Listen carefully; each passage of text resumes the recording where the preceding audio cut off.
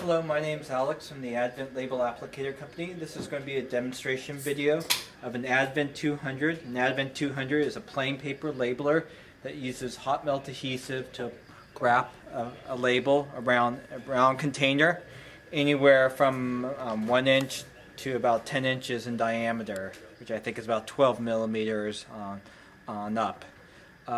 We have the machine turned on, or the heater's been warming up for about 90 minutes. It turns nice and freely. We've already set it up for this smaller container, and this container is probably the most difficult of the three because it has the least amount of clearance. We're talking about 2 millimeters, and we're running it up right against that edge. So let me just go ahead and go through the adjustments we made. As you can see here, we have a carriage that supports the spinning container, and that's fully adjustable by turning this knob, so we could go for different diameters. As you can see here, it moves these white tires, and we have it set up for this container. And you can see the most important adjustment is that the supporting rollers are fully adjustable and allow us to clear these high points. And we're doing that both on the front and the rear. And they have, everything has set screws so they can be adjusted left and right. And we'll go ahead and do that adjustment on all the other containers. But that's the critical adjustment to running these containers with chimes, we call them chimes, successfully. So I'm going to go ahead and put the overhead pressure arm down. That's a standard feature on the machine. It allows unfilled or light containers to work quite well, so it doesn't skip. And let me just go here. Just want to orient the labels correctly. So this is your leading edge. You want to fan it forward.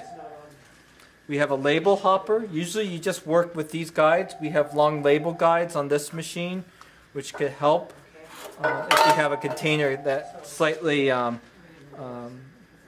could just help with longer containers, and that's usually longer labels, and that's usually when it's about 18 to 20 inches in length. Okay. So we go ahead, tap it down. You can see it's going to move that one label. When you make your adjustments, usually the rule of thumb is to match the width of the label and then keep everything outside the perimeter of the label clear. So then that's a good rule of thumb. So I'm just going ahead, turn it on here, orient it correctly, 2 hands, just put it to the rollers, and you see it will take it out of my hand, and they'll just put that label on. Single label.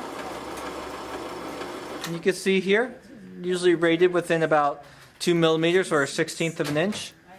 And we are putting a skip glue pattern on this label. So you can see here, when I tear it down, it's only putting glue on the trailing edge, which is about 1/2 inch. And on this label stock, we're putting about 2.5 to 3 inches of glue. And it's on there very, very securely, as you can see. Okay. Alright, so let me go ahead, same container, orient it correctly, just insert. You can see that single label goes on perfectly, with perfect overlap in this case, aimed quite nicely because we have a little bit of clearance on the bottom, and it just looks fantastic. On there, very, very tight, no bubbles, no wrinkles, looks great. So I'm going to take those labels out, and then I'm going to go ahead and switch it. Alright, so I'm going to grab these labels here. I'm just going to grab my stack here. And generally you want to work off the center line of the label feed system. And that's the middle feed tire with this plastic sleeve. And that's usually your you don't have to be perfectly in the center line, but that's usually your starting point. And then so what we try to do is put the labels through the center of the machine, and then we can move the container left and right. So I'm going to move these guides out of the way. Generally we don't have to use them on these labels, and you can see it's just simple thumb locks. You can see what I did is I just opened these up, kind of sided, that it's going to be nice and even. I'm just going to go ahead and tighten you want them too tight. You want this first tire to be able to move this label. Now you can move these guides in place, which I'm going to go ahead and do. The only problem with using these long label guides is if you have it tilted in any way, it could affect the how accurate the labels could go on. It could cant the labels. So generally on shorter labels I prefer not to use them, but just to show you the adjustment. Okay, so generally you want to move that label down, open up your guides, put the overhead pressure arm, and this is pretty much, we're not even going to have to move these stainless steel collars or these white tires. You could spread them out a little bit, but they look pretty good to me. So what I like to do is just sight it where I think that label needs to go, and then bring my guides into place. You don't want them too tight, you want a little bit of clearance, as you can see here. And then we need to adjust for the diameter. And what I'm doing is I want to get the container close to this finger bar, this brass finger bar, where it's not touching it. Usually you want it hovering over about 1/8 of an inch to 1/4 of an inch. And whenever I adjust my carriage, I'm going to have to adjust my overhead pressure arm. You can see the gap is quite big now, quite large. So I'm just going to go ahead. Okay, so the camera shut off, so we're just going to start. We're adjusting the overhead pressure arm. And again, that's just, we move it to the center line of the container, and then we tighten it up when there's a little bit of a gap right here. And what that allows you to do is to insert the container without having to lift up the overhead pressure arm each and every time. Okay, so we're going to turn it on, and then we'll see how close we are. Okay. So you can see I'm a little bit off. I aimed it too low. So generally, instead of moving the labels left and right, it's much easier to move the container. And you can see I'm just loosening up my thumb locks, and I'm moving the container. And again, you want to give yourself a little bit of clearance. Okay, put this one off to the side, and then I'm going to go ahead and do it with this one. Just like that. Perfectly placed. Now, still a little bit on the low side. Ideally, we want to get that label closer to the top edge. So again, I can make my adjustment. Okay, so this one's going to be a little bit smaller.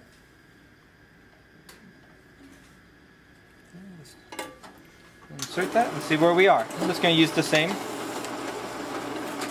And there we go. That's absolutely perfect. Okay. Then we'll go back to our original container. I'll turn that off, and I'll just show you the skip glue pattern again. Still goes on perfectly, even though it was misaligned. But as you can see here, very, very secure, and it automatically adjusts for that length of label. There's no settings or anything that you have to worry about. So let me get that off a little bit better. Get those labels away. And then we'll just go ahead and label this. And there we go. Even with the old label material, you just pull it out, single label goes on, absolutely perfect. And this one has good clearance. This is the type of clearance that we're looking for on these chimes. Just makes setup a little bit easier and consistent. So we're going to do our final changeover. So I'm going to grab.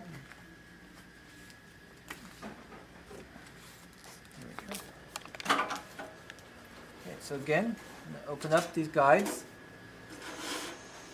And on these labels, I don't think you have to run these. So on this one, I'm just going to put these off to the side just to see how it runs. Again, everything's adjustable on the Advent 200, usually with a set screw. So if we needed to move, we can move these white or black label feed tires a little bit wider for a wide label. I don't think we have to in this case. So I'm just going to let them be. As you can see here. We just want to see it pulls through nicely. And then going back to that trick, or not a trick, but a helpful hint, you just want to match the label width. Because what these stainless steel collars are doing are they're pushing the label onto the surface of the container. So those are always very essential to match the width. And you can see here I'm just using a set screw. Excuse me. And I usually like to space myself about 1/2 inch from the side, because that gives me some flexibility as far as if I need to make a fine adjustment with the label, as you saw in the last. And just to show you, they don't have to be perfectly spaced, so just going to slide this one over, and that's good. And you want to make sure you always tighten the set screw on this flat, and that they're inside the perimeter of the stainless steel collar. Okay. And we can certainly, generally once you get the rear adjusted correctly, it's very simple to deal with the white tires. Again, it says set screw. There's a flat on the shaft, and we could just slide those over. Just one. That's probably good enough. Just like that. I could separate these two, but that should work great. Alright, so I just want to see where I am. What I'm doing is I'm just eyeing it for now. A little bit of clearance. Okay. Then I need to adjust for the diameter. And that's actually pretty similar. It's actually the same diameter, so we don't even need to adjust it. Overhead pressure arm looks good. There's still a gap. It's pretty much in the center line.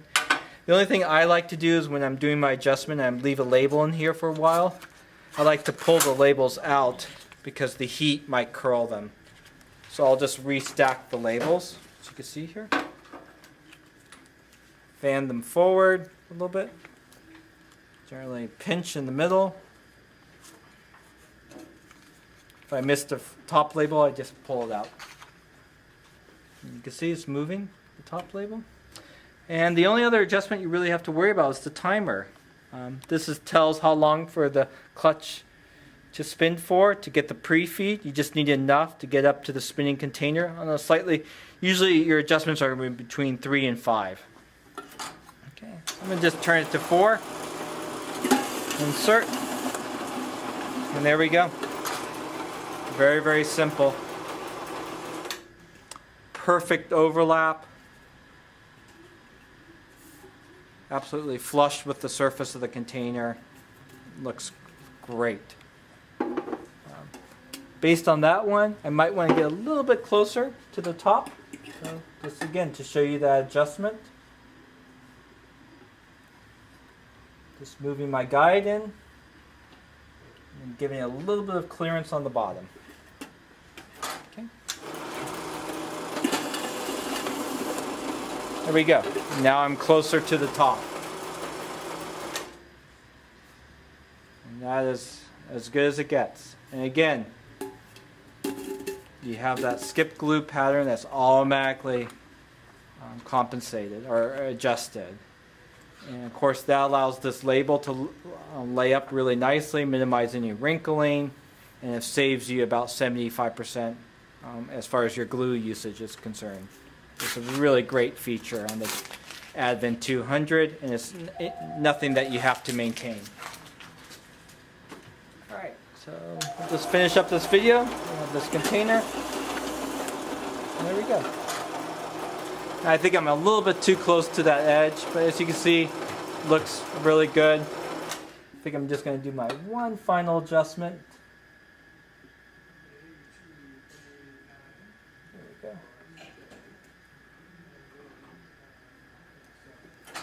And I'm just going to rip this off and we'll just get it perfect. Again.